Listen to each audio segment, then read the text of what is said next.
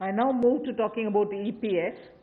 अब हम ईपीएफ के बारे में बात करेंगे। During the Pradhan Mantri Garib Kalyan package, प्रधानमंत्री गरीब कल्याण योजना के लिए ईपीएफ के लिए कुछ उसी वक्त कदम उठाए गए थे, units which have 100 workers, जहां यूनिट्स हो, जहां पर 100 लोग काम करते हो, EPF from the funds, वहां पर 15,000 से कम कमाने वाले लोग ईपीएफ से पैसा ले सकते हैं क्योंकि उनके हाथों में कम पैसा है। Also was given relaxation.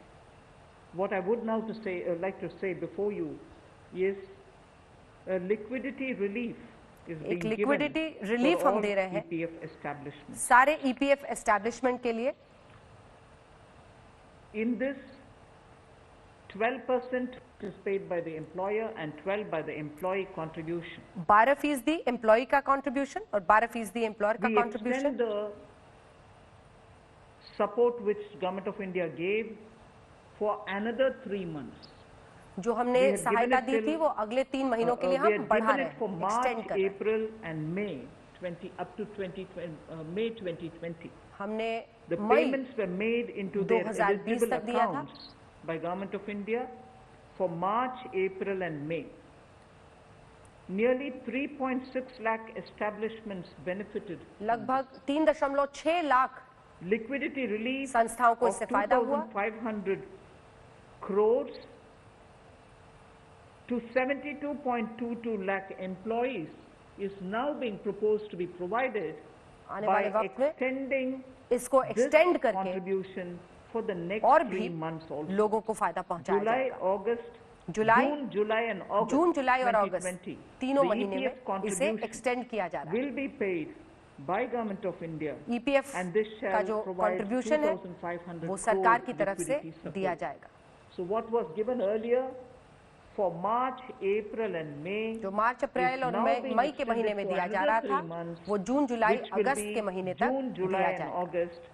And therefore we shall be infusing 2,500 crore 2,500 crore liquidity 72.22 सरकार की तरफ से दी जाएगी। Employees will benefit from it. और इतने एम्प्लॉइज को फायदा होगा।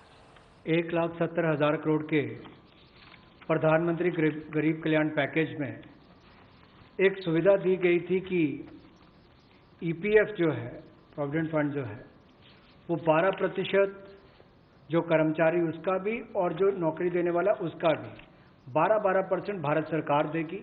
और ये पहले 3 महीनों के लिए हमने किया था, जिसकी भुगतान कर भी दिया गया पहले 2 महीनों के लिए, और इसको अगले 3 महीने और बढ़ा दिया जाएगा। इसका प्रावधान भी जून, जुलाई और अगस्त के लिए कर दिया गया है।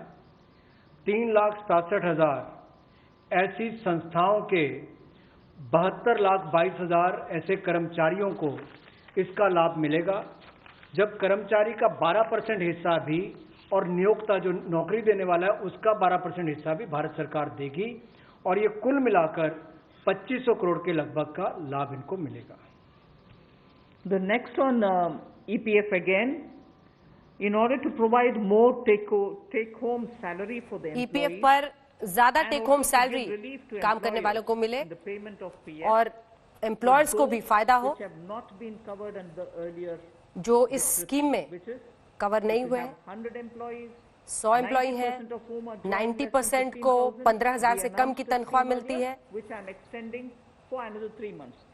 ये 3 महीने के लिए हम एक्सटेंड कर रहे हैं। ये अभी हमने 1 मिनट पहले अनाउंस किया था। अब दूसरा है ईपीएफ में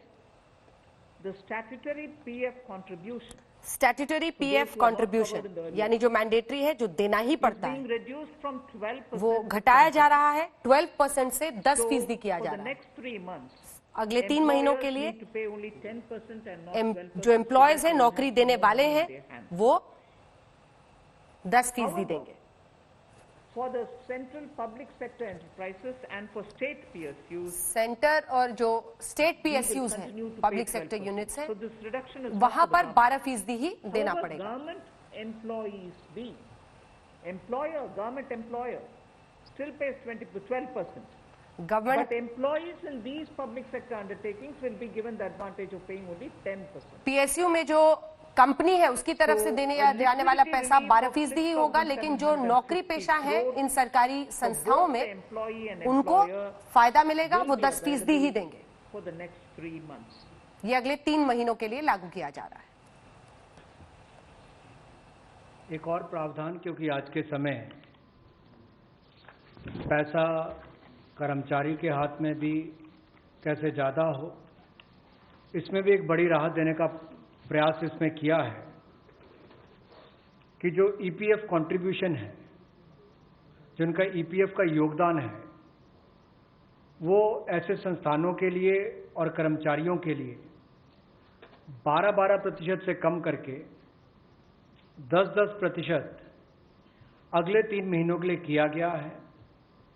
इससे कर्मचारी भी और संस्थान दोनों को लाभ मिलेगा, लेकिन जो सरकारी हमारी संस्थान है, सेंट्रल पीएससीज हैं, इनके लिए 12% ही रहेगा, उसमें कोई बदलाव नहीं किया गया है।